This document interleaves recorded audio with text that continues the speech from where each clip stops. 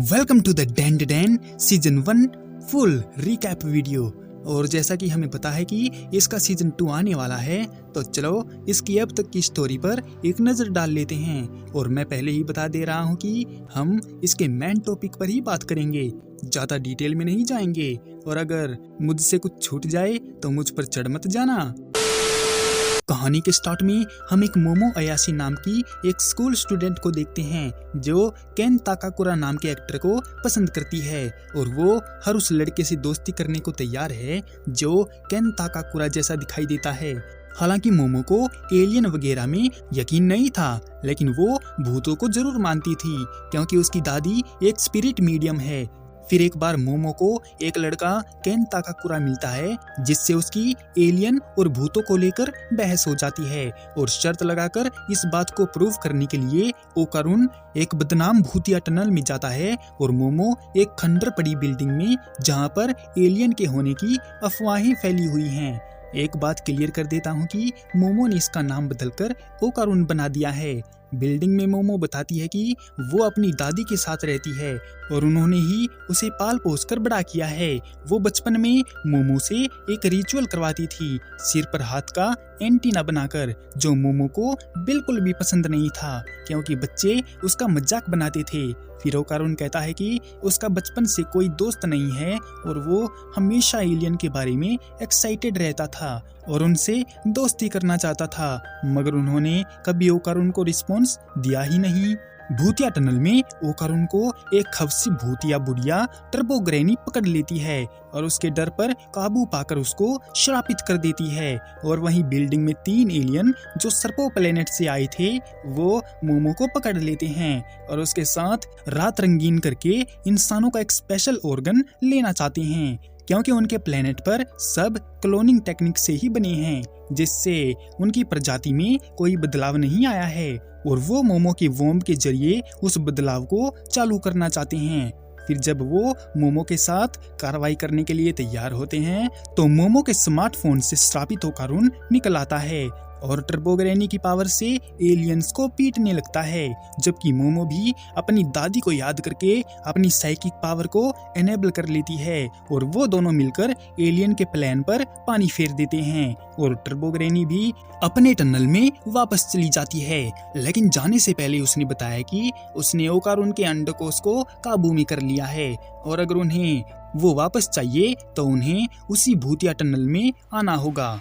इसके बाद मोमो ओकारुन को अपने घर ले जाती है, लेकिन दादी के लगाए तालिस्मान की वजह से ओकारुन अंदर नहीं जा पाता, तो मोमो उस तालिस्मान को हटाकर ओकारुन को अंदर ले जाती है, जहां उसे पता चलता है कि उसे अपनी साइकिक पावर से ओकारुन को पकड़े रहना होगा, नहीं तो टर्बो ग्रैनी उस पर फिर से काबू कर लेगी। लेकिन तालिस्मान हटाने से उनके घर में एक सुमो पहलवान की स्पिरिट घुस जाती है और जब वो उसे भगाने के लिए तालिस्मान लगाते हैं तो वो उन्हें जान से मारने की कोशिश करती है और ओकारुन के स्पेशल ऑर्गन को उसे दे देने को कहती है, जिससे उन्हें पता चला कि ये कोई आत्मा नहीं बल्कि सर्पो एलियन जैसा ही एक एलियन है जो रात में उन्हें मिले थे।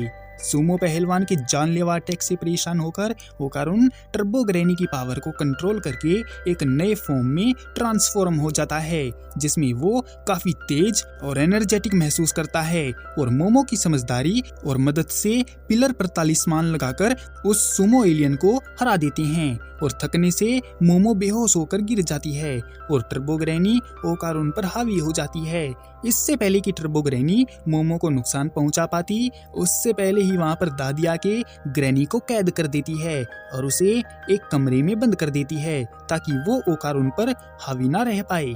और होश में आने पर मोमो को लगा था कि ओकारुन मारा गया है, लेकिन उसे जिंदा पाकर मोमो रिलैक्स महसूस करती है। तो दादी उसको बताती है कि टर्बो ग्रैनी आज के जमाने की एक ऐसी भूतनी है जो काफी तेज भाग सकती है। हालांकि दादी टनल में उसको पकड़ने गई भी थी, लेकिन उसके इलाके में उसको हराना मुश्किल है, इसलिए वो वापस लौट आई थी।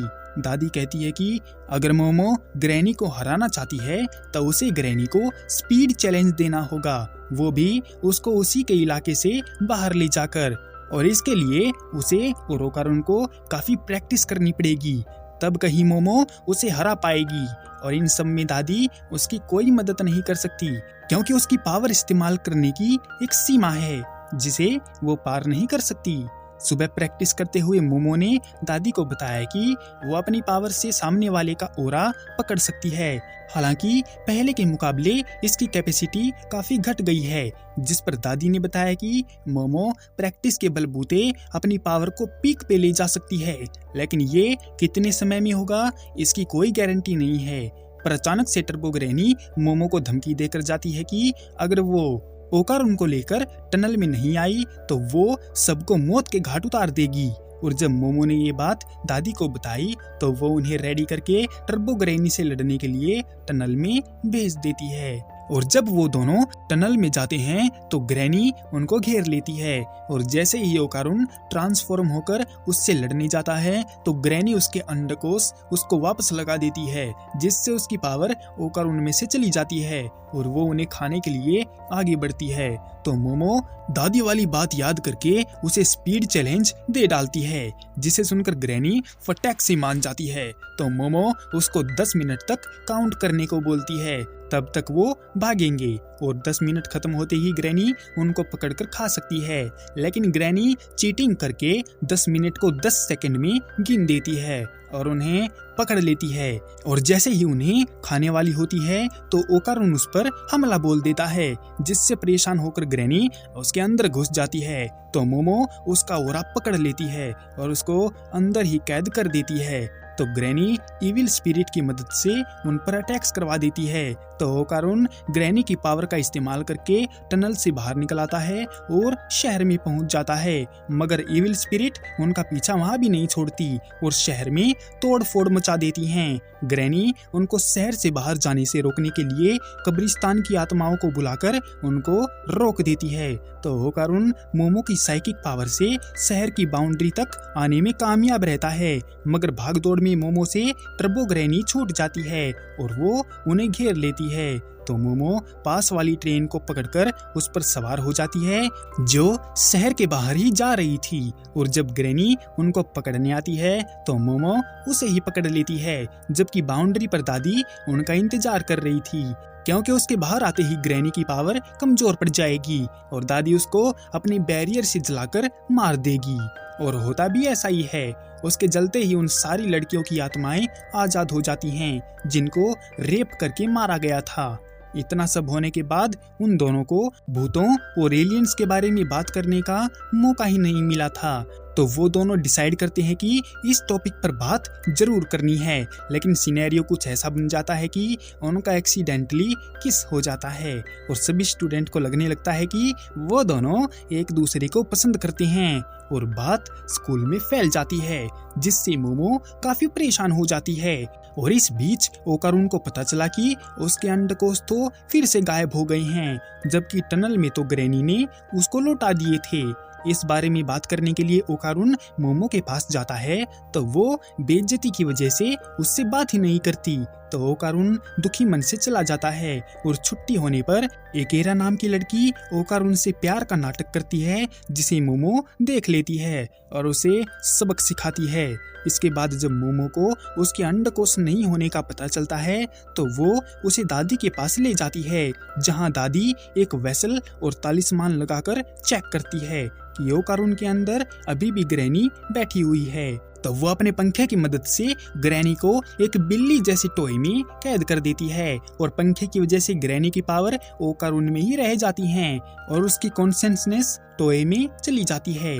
ग्रैनी ने बताया कि वो बैरियर की आग से बचने के लिए अपने एस्ट्रल फॉर्म में आकर ओकारुन के अंदर छुप गई थी।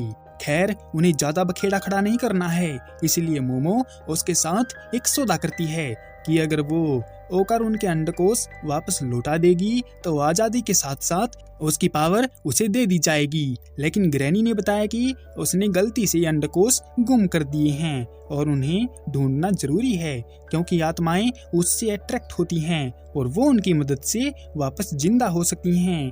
फिर स्कूल में अफवाहें फैलने लगती हैं कि मोमो वैसी लड़की है और स्कूल में किसी के साथ भी बाथरूम रंगीन कर लेती है। इस बात की खबर मोमो को भी लगती है और हमें पता चलता है कि अफवाहें एरा ने उड़ाई हैं, क्योंकि उसे लगता है कि मोमो एक चुड़ैल है और उसके बड़े बड़े हाथ हैं और वो उसे तब से दिखाई देने लगे जब से उसे आसमान से गिरा एक गोल्डन बॉल मिला है और उसे लगता है कि ऊपर वाले ने उसको मोमो से दुनिया को बचाने के लिए चुना है।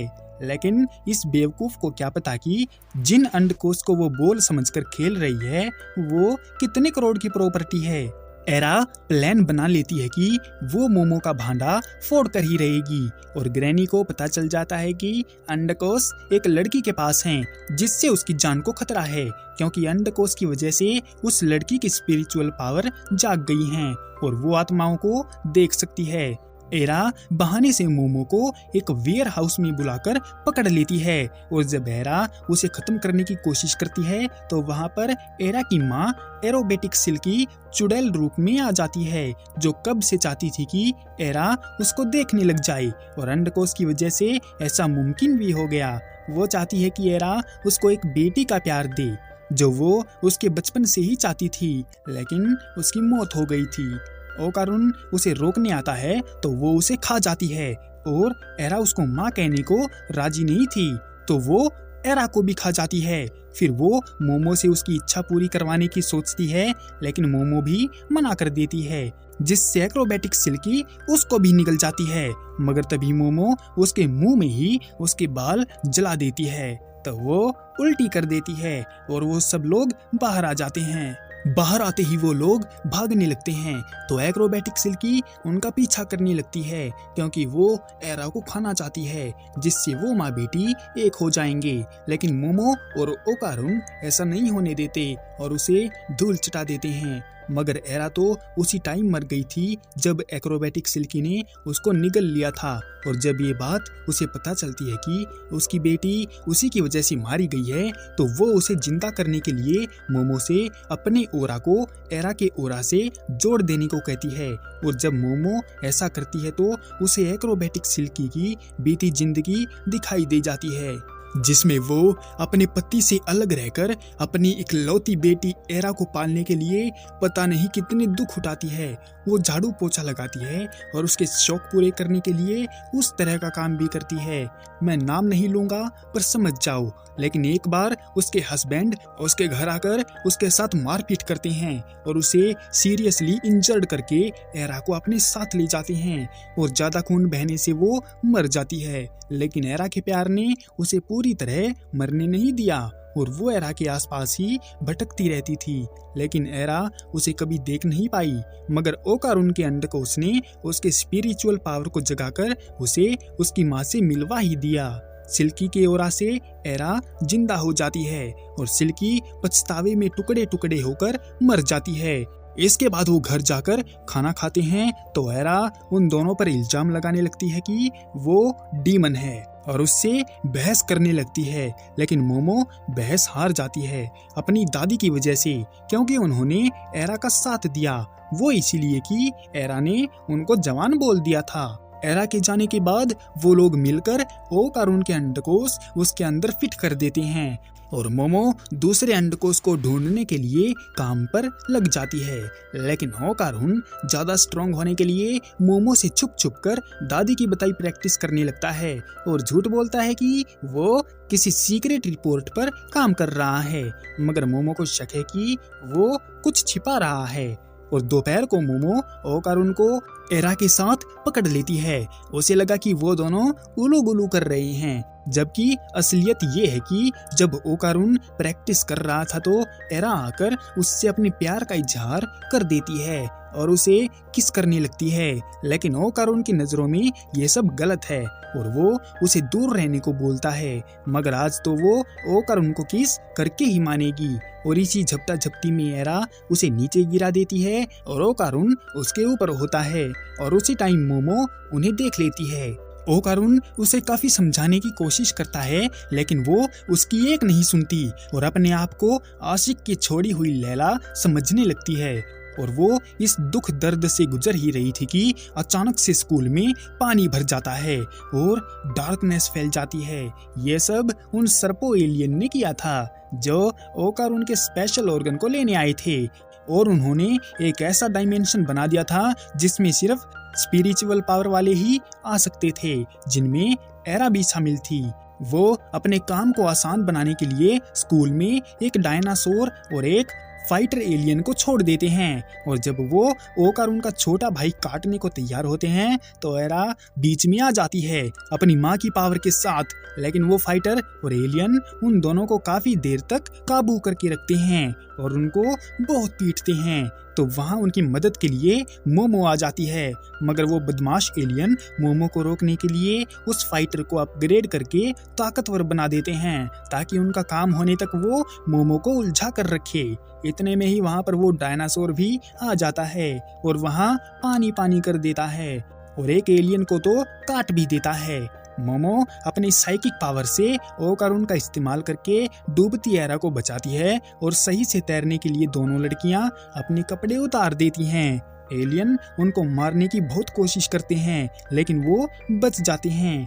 तो वो एलियन उस फाइटर के साथ मर्ज कर जाता है और उन पर हमला बोल देता है। तो अपनी समझदारी से मोमो ओकारुन और एरा के टीम वर्क की बदौलत उस मर्ज एलियन को हराकर उसका डायमेंशन तोड़ देते हैं। उन्हें खुशी है कि उन्होंने एलियन को हरा दिया, मगर वो ये भूल गए कि फिलहाल वो कहाँ हैं और किस हालत में हैं। स्टूडेंट उनका मजाक उड़ाते हैं तो वो अपनी बची हुई इज्जत को समेटकर स्कूल से भाग जाते हैं। अगले दिन स्कूल में एक नर्स मैडम उनकी क्लास लगाती है और एक कमरे में छोड़कर चली जाती है, लेकिन उन्हें तो अपनी उस इज्जत की फिक्र है जो स्टूडेंट ने अपनी आंखों से लूटी है।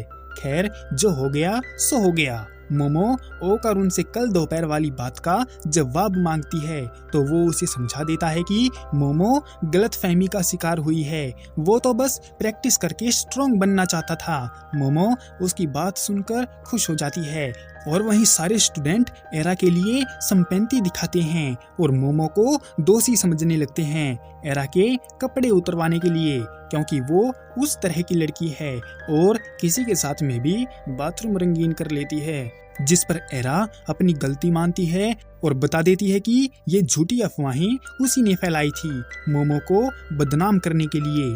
फिर उन्हें वो फाइटर एलियन मिलता है जो काफी इंजर्ड था और ज्यादा खून बहने से वो बेहोश हो जाता है।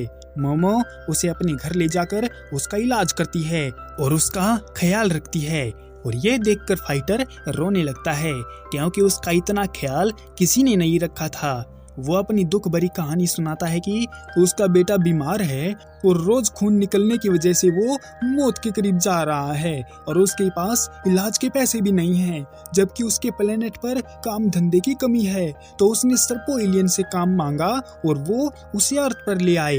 दादी उसकी प्रॉब्लम समझ जाती है और नोटिस करती है कि उसका खून दूध के जैसा है, इसीलिए उसके बेटे की जान बचाने के लिए दादी उसको एक गाय दे देती है, जिसे लेकर वो फाइटर एलियन खुशी खुशी वहां से चला जाता है और उनको फ्यूचर में मदद करने का वादा भी करता है। उसके जाने के बाद घर पर एक जीजी नाम का लड़का आता है जो कि मोमो के बचपन का दोस्त होता है और सुनने में आया है कि ये उसके बचपन का प्यार भी है। एरा को गलतफहमी हो जाती है कि मोमो अर्थ को बर्बाद करने के लिए एलियन की फौज बना रही है, तो एरा उसको धमकी देकर चली जाती है कि वो ऐसा कुछ नहीं होने देगी। जीजी मोमो के घर पर ही रुकने वाला है क्योंकि उसे दादी की मदद चाहिए। दरअसल जब वो बचपन में यहाँ से अपने माँ बाप के साथ एक दूर पहाड़ी इलाके में रहने चला गया था, तो कुछ ही टाइम बाद उस घर में जीजी को पैरानॉर्मल एक्टिविटी महसूस होने लगी थी और उसे एक साया हमेशा दिखने लगा। हालांकि उसने टोना टोटका करने वाले 5 लोगों को भी बुलाया था, मगर उनमें से 3 लोगों ने अपने आप को टपका लिया। कुछ टाइम बाद उसके माँ बाप की तबीयत भी खराब होने लगी और जीजी दादी के पास मदद मांगने आ गया, लेकिन दादी उसकी मदद नहीं कर सकती क्योंकि उसकी पावर की एक सीमा है। इसलिए वो ये काम मोमो को सौंप देती है और शायद हो सकता है कि इसका ताल्लुक अंडकोश के साथ भी हो।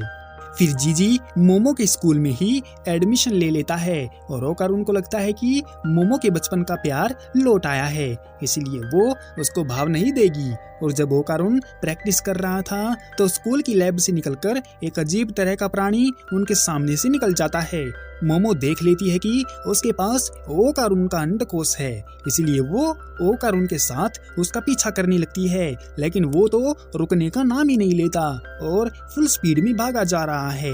मोमो और ओकारुन काफी कोशिश करते हैं उसे रोकने की, पर वो हर बार धोखा दे देता है और एक कबाड़ के बड़े से ढेर पर जाकर रुक जाता है, जहाँ पर उसकी गर्लफ्रेंड हना थी। वो उसके साथ रहना चाहता है, मगर वो लड़की हना इसके लिए राजी नहीं है, क्योंकि उनको बनाने की टाइमलाइन अलग अलग है। मोमो और ओकारुन हना को घर ले आते हैं और वो प्राणी वापस स्कूल चला जाता है और शर्त रखता है कि वो हर रात हना से मिलने के लिए आएगा। और रही बात अंडकोश की, तो वो कोई और ही चीज थी। दादी मोमो को बैकपैक रेडी करने को बोलती है, तो मोमो ओकारुन को बताती है कि उसे जीजी के घर भूत भगाने जाना है और उसे उसकी मदद चाहिए, इसलिए ओकारुन तैयार हो जाए। जबकि स्कूल में से निकलकर वो प्राणी हना से मिलने चल पड़ता है, मगर रास्ते में टूटने फूटने से वो सुबह के 4 बजे तक नहीं आ पाता और मोमो उनको मिलवाने के इंतजार में खड़ी रहती है और सनराइज के टाइम वो आकर हना से मिल पाता है। और रात को जीजी उस एविल स्पिरिट की वजह से सो नहीं पाया था, तो वो सुबह होते ही ट्रेन से होकर जीजी के टाउन पहुंचते हैं और वहां से लंबी ऊंची सीढ़ियां चढ़कर जीजी के घर तक गिरते पड़ते हुए पहुंच जाते हैं। घर के पास होकर उनको किसी की मौजूदगी महसूस होती है, जो कि ज़ॉम्बी टाइप लोग होते हैं। उन्होंने पूरे घर की तलाशी ली, मगर उन्हें कहीं पर भी भूत नहीं मिले। शायद छुप गए होंगे और रात को डराने आएंगे।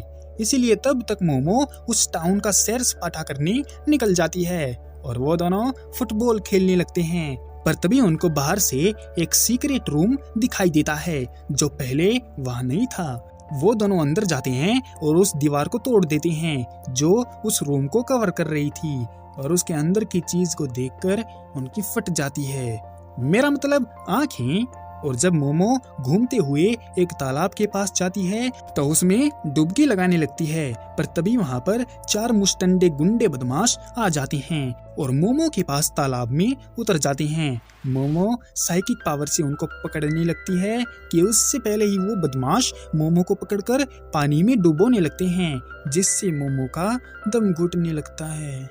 इसी के साथ the end of Dan Dan season 1 full recap video. अब देखो यार, इसमें शायद से कुछ चीजें रह भी गई होंगी, तो उसके लिए माफ करना, क्योंकि ये ज्यादा डिटेल वाली एक्सप्लेनेशन वीडियो नहीं बल्कि एक रिकैप वीडियो है। और अगर वीडियो को लेकर आप लोगों का कोई सजेशन है तो मुझे जरूर बताना। तो मिलते हैं इसके सीजन 2 में, तब तक के लिए सायोनारा।